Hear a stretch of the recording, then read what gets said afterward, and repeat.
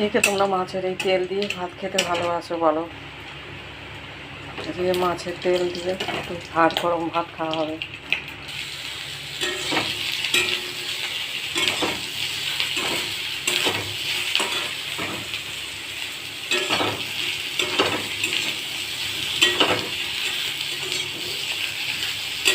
মাছে একটু যদি পেঁয়াজ দেওয়া যায়, মোটামুটি যেমন করেই রাঁধো না কেন টেস্টটা খুবই ভালো হয়।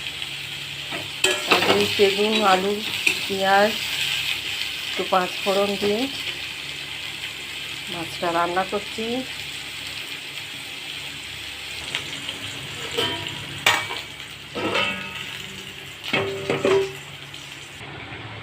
না, এবার সাজিয়ে গুছিয়ে শুধু দিলেই হবে পাতে, ঠিক আছে?